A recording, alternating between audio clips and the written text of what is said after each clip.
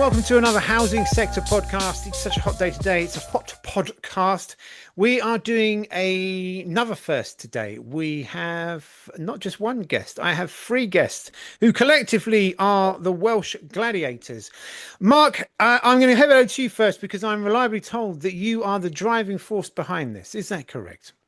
Well, I'm not sure. I think I'm one of the leading figures with my colleague Rob on the call today. But we actually set up in around 2020 as the crisis started to unfold in Wales. A lot of your listeners may not know Rob, Ben, but in Wales, housing is devolved. So we deal with the Welsh government in Cardiff Bay when it comes to these matters, but we very much track the similar issues that yourselves in England have experienced over the years. But because we have a devolved government, we have a very different context. So we set up in 2020, have tried to bring a couple of large developments together in order to share experience and knowledge. Because there has been a feeling that we've been a bit divided and ruled, and we continue on that journey. We're constantly trying to connect with other developments and to share knowledges and experiences, because as probably a lot of your followers know, it can be quite a lonely existence trying to deal with these issues on your own or in a single development. So, yeah, we've been around for about 5 years or so now. I think you're spot on there. I am finding the more people I speak to, we're easy to deal with when we're in small groups on our own and individually, and even in a block of flats here where we've come together with a WhatsApp group, to grow in numbers. It's safety in numbers. Rob, what attracted you to the Welsh Gladiators? Because you're part of it as well. Basically, my mortgage was coming to an end, and I realized that without an EWS certificate, then I wasn't going to be able to sell it.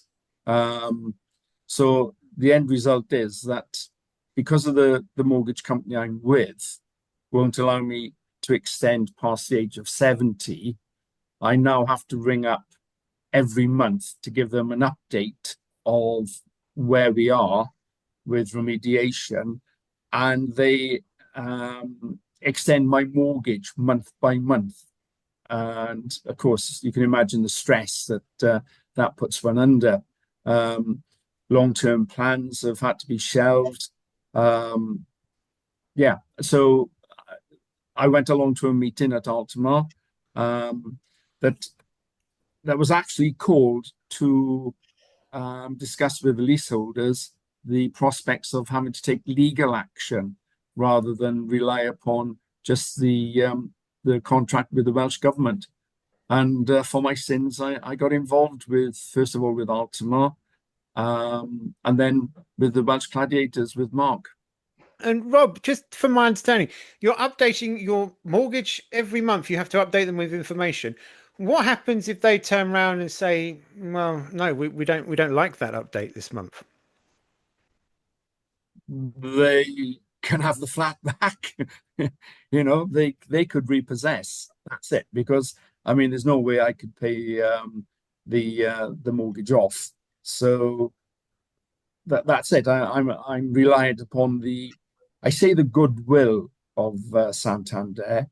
But if you think about it, it's a business decision on their part, because if they were to take the flat back, then they are faced with all the costs of having a flat that has a value of zero.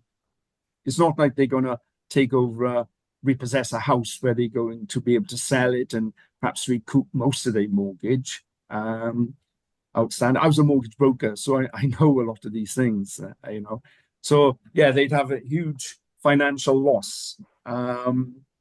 So it makes sense for them to carry on a monthly basis. But there's always that uncertainty at the back of your head when you ring up. Is this going to be the time when they say, no, enough's enough? Yeah, it's very, very mentally draining. It's just no way to live your life, is it? And I don't mean, but at a time in life where you should be resting, relaxing, enjoying retirement, and less stress. Geoff, over to you, my friend. What brought you to the Welsh Gladiators? Well, I bought and now I live at Altamar, and this event, Grenfell, this tragic event occurred. And just prior to that, actually, I could see that there were a lot of poor construction anomalies here that I was identifying, because I'm a retired engineer, a lifelong engineer, and I was in the construction business for many, many years, and specifically looking at quality of construction. And I thought, hello, I better get involved here, because my property is going to be valued, just as Rob's explained. Unfortunately, I didn't have a mortgage, but the fact remained that nobody could buy my flat if I wanted to sell it, and any other flats here, because the mortgage companies, as soon as Grenfell happened and these fire remediation issues were highlighted and enforcement notices were served on us by the local fire brigade, it became very, very serious. So that's how I got involved. And then I met Mark when the Cladiators were set up, and I've supported him ever since.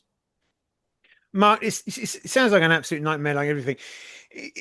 And we have the same issues here. People now stuck in homes that they can't sell, which is bad enough.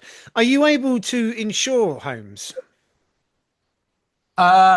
Yes, we are, but we have the same. I mean, Geoff and Rob can talk about Aldermar, but I think, like in England, all the large developments have faced huge hikes, as you have in England, on insurance. So they are insured. And of course, since Grenfell, a lot of people like ourselves on management companies have put a lot of effort into trying to make the buildings as safe as possible. So some have had some internal compartmentation works done.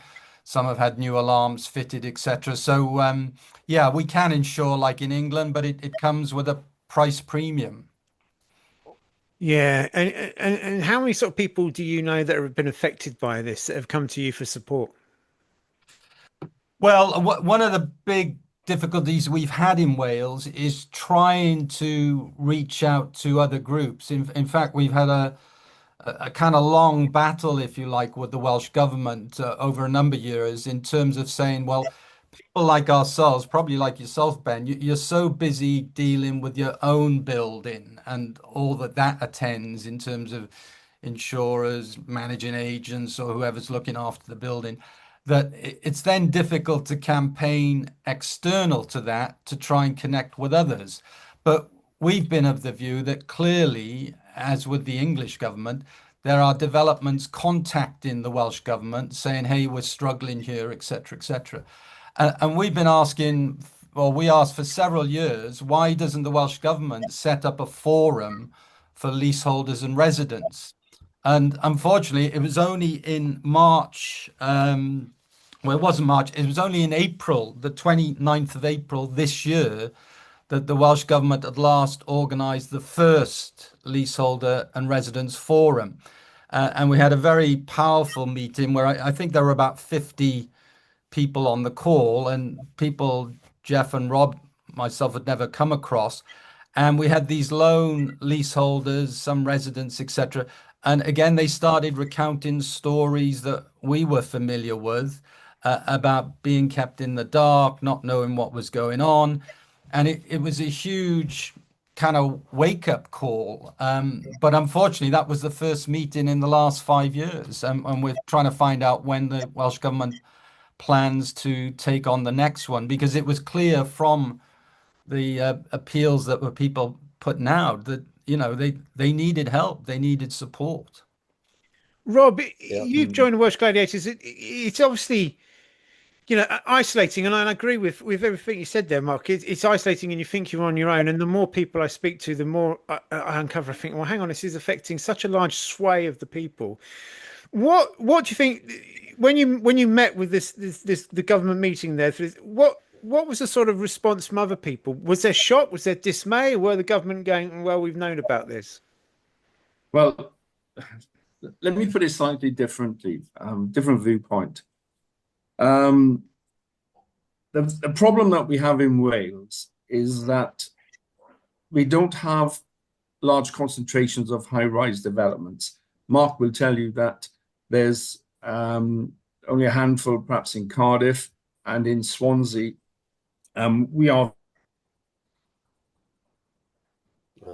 No, we've lost. Sorry, Rob, we lost you for a second there. Right. Can you hear me now? Yeah. Right. All right. It says internet connections. Right. Now, sorry, I was saying that the problem that we have in Wales is that we don't have the concentrations of high rise like there are in big cities in England. Mark would tell you that there's perhaps a handful in Cardiff.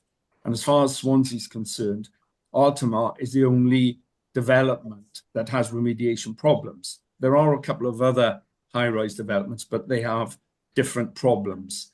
So my belief is that the Welsh government don't have any sense of urgency in remediation because there are no votes in it. Mark can explain to you the problems going back about the acceptance of the building safety with the 116, 125, yeah, the contribution and remediation orders, yeah. Yeah, and the Welsh Labour government refused to accept that or to endorse it. So you're talking about a Senedd with over, say, 100 members, half of which are Labour, and there are no votes in it. I mean, you're talking about 3 or 4 Senedd members who have an interest in their constituencies, and as a result, we are fighting the complacency of the Welsh government. Would you put it that way, Mark? Because there is definitely no sense of urgency or help with them, and we have been forced, like Mark's development, to go down litigation rather than legislation to have our problems resolved. Would you accept that, Mark? Would you agree with that? Yeah, I mean, I think when we spoke previously, Ben, about today's call, I indicated that there was some quite distinct differences in Wales to England, that we've had a Welsh Labour government in devolved Welsh Labour government for 27 years now, and if you look back over history, what Welsh Labour has dominated the political spectrum in Wales for the best part of 100 years. And when this whole crisis blew up in 2019, it's really started to take off when they started to inspect the buildings post Grenfell.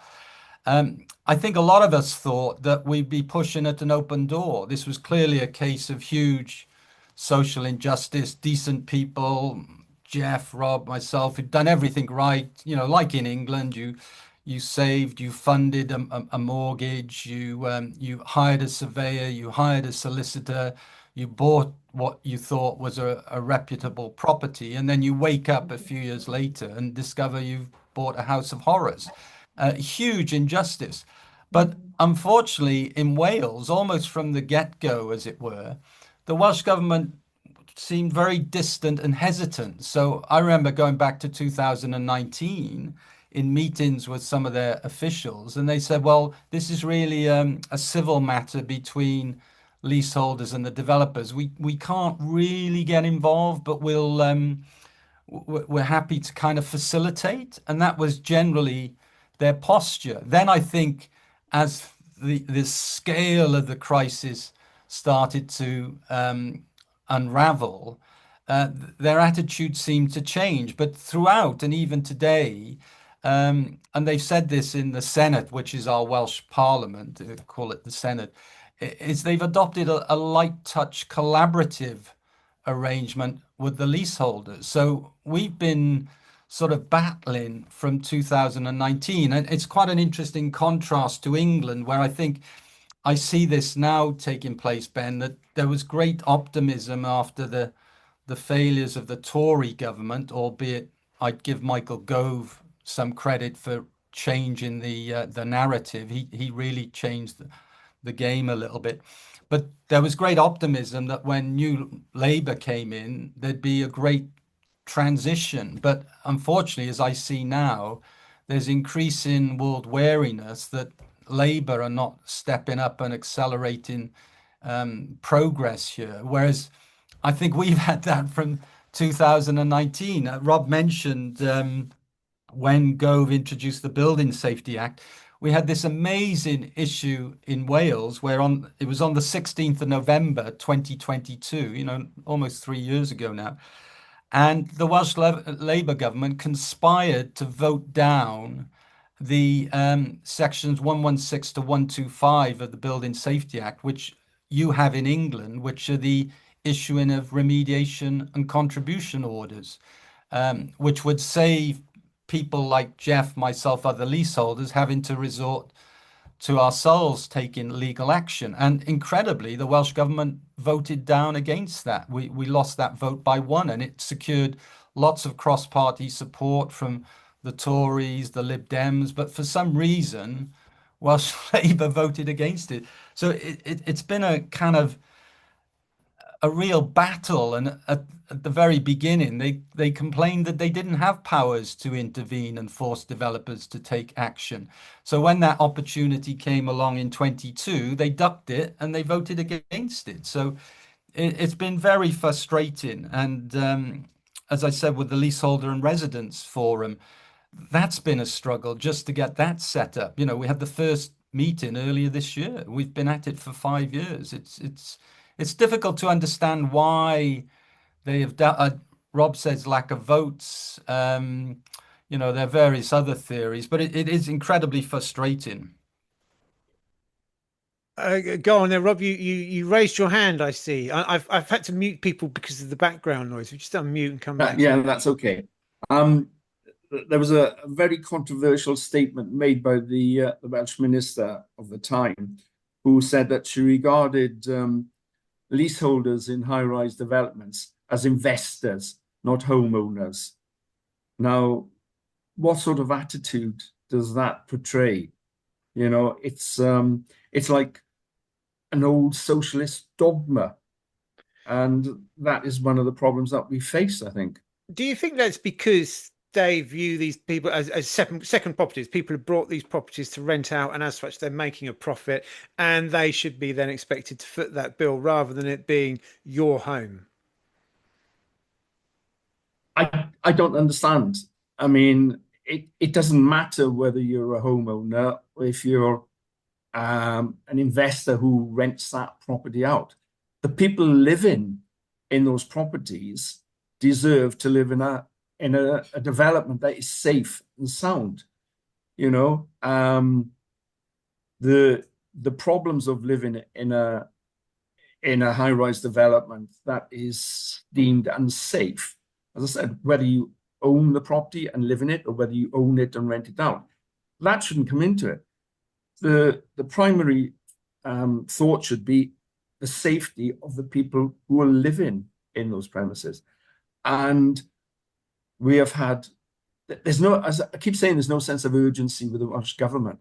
And I have to be honest, some of the people that we deal with the Building Safety Department are quite sympathetic and will try to do their best to help us.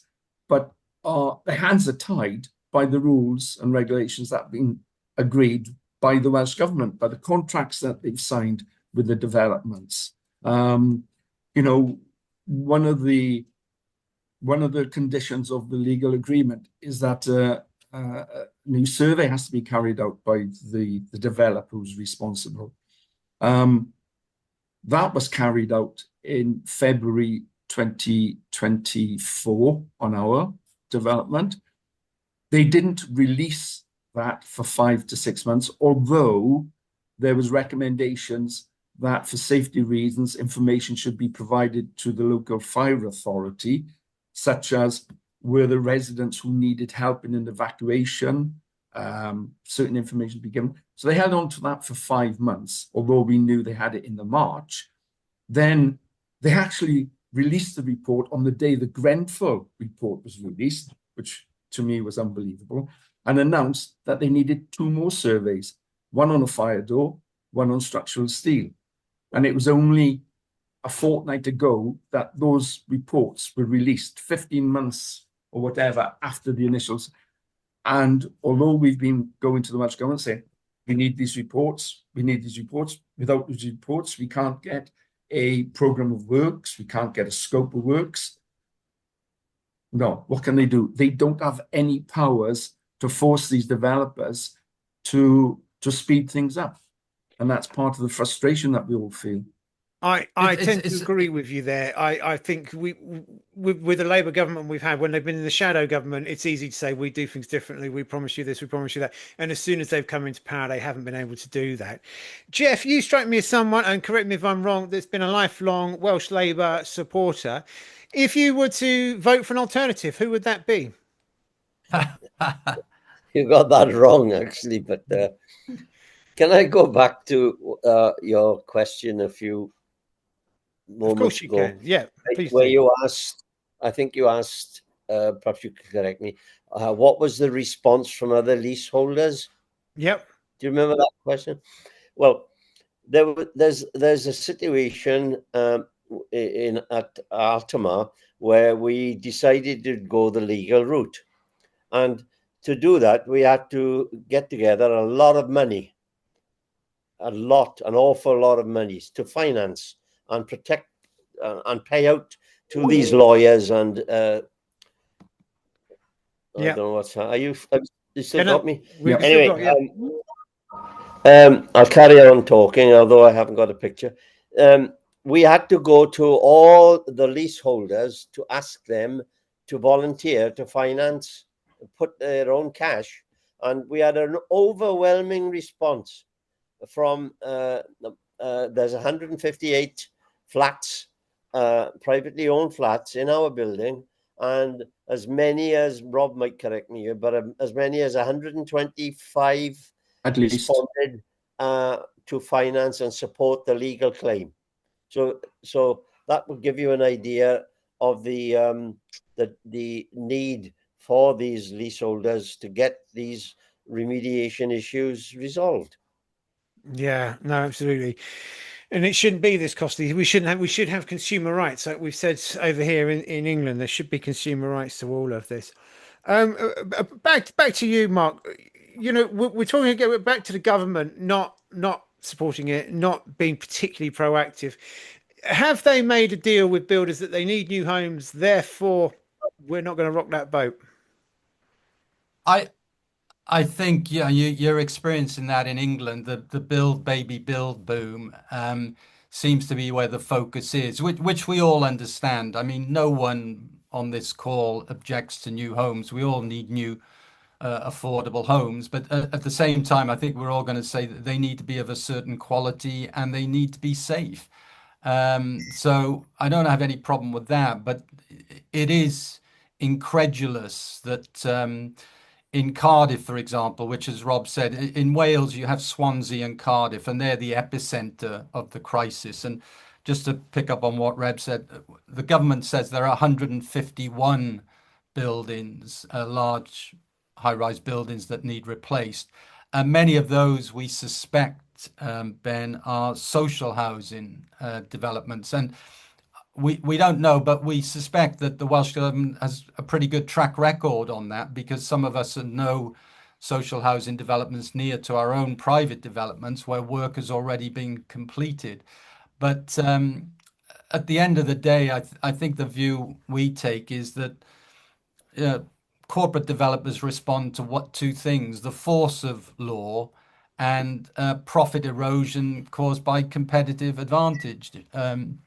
And, having the government issue more sanctions or controls or penalties is an obvious way to speed up this pedestrian approach to remediation. But as you see in England, as we definitely see in Wales, appeals to introduce some kind of sanctions have fallen on deaf ears. I mean, we had the extraordinary situation a few years ago, Ben, where the Welsh government announced a package of measures to try and deal with this. And one of them consisted of a £20 million loan to developers, interest-free, to help with their cash flow in terms of dealing with remediation. So they actually extended a 20 million loan facility to developers. And, it's estimated in the last decade, developers have made £31 billion in profits. I mean, it's just astonishing that they don't want to get to grips with this crisis, and we've had a lot in the Welsh government of, oh, it's very complicated, etc., which, some of us who deal with leasehold will know it is complicated, but at the end of the day, it isn't. You had developers who built and sold unsafe, poor quality homes, and they should be held accountable for remediating them. That isn't complicated. But yet the government finds any manner of means to keep telling us, oh, it's very complicated, it's not an easy solution, etc.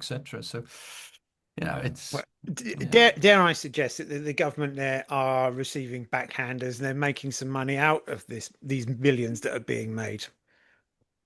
Well, I don't know. I mean, the whole issue about how much tax corporations pay is another issue, isn't it? But all we can say is in Wales, it's felt like pushing water uphill. I mean, we had a very good Liberal Democrat councillor in Cardiff, and he wanted to set up I think it's called an APPG group, an all-party policy group in Cardiff Council, which is the largest council in Wales, on building safety. And the Cardiff Labour Party, who are in power, they scuppered that by refusing to cooperate because they felt it would hold them to scrutiny. I mean, there've been a startling number of issues, and you think, why are you doing this? And Rob mentioned, have they taken the view that, well, a lot of people who own these apartments are landlords and they're not worthy? But our view is fire doesn't discriminate. Even if you're a landlord, people live in these apartments, and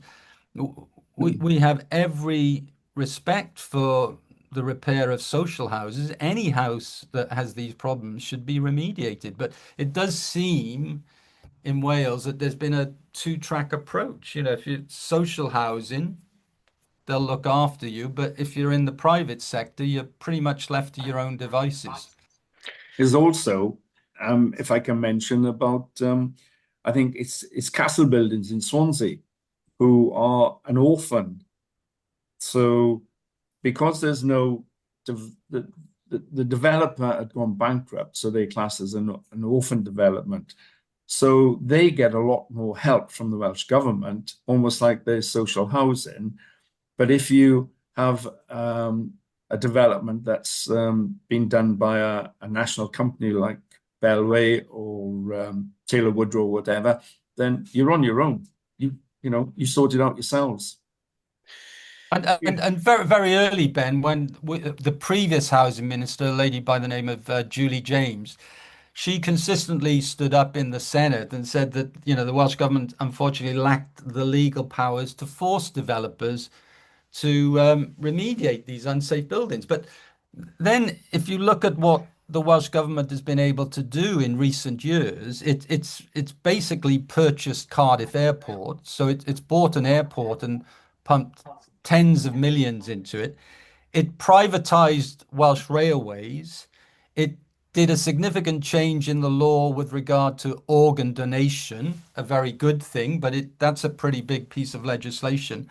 It cancelled the M4 Relief Road, which again is another controversial one, but it's a big, big decision. And of course, during COVID, like in England, they had the power to lock down the country. So the idea that they couldn't twist the arm of a relatively small group of developers in Wales to get on and remediate these buildings just, again, beggars belief, frankly. You forget they also funded a lot of trees in Uganda. Oh, well, let's not go there. We're coming to the end, and I thank you all for your time. I always like to end these calls with the sort of personal impact that this is having on you. Geoff, if I may, what sort of impact is this having on you and your family on a personal level? Well, it's totally consumed our lives now to defend all these issues, to research it. I happen to be one of the elected directors who is the eyes and ears of the committee, of the board of directors, because I live here and I'm retired and I did what I did. So I've got a fair view of what to look for. And now the building is run immaculately now. Everything is kept nice and tidy and painted and sparkly, clean, squeaky clean. But except for all these things these issues that are over our heads, and yeah, it just totally consumed my life. And I'm 81 now, and I can't go on holiday even because there's so many issues that I have to attend to. It's all consuming. Well, Geoff, when you're in Wales, you don't need to go on holiday, my friend. You have Rob, if I may, the same question to you, Rob. What impact has this had on you, your family, your personal life?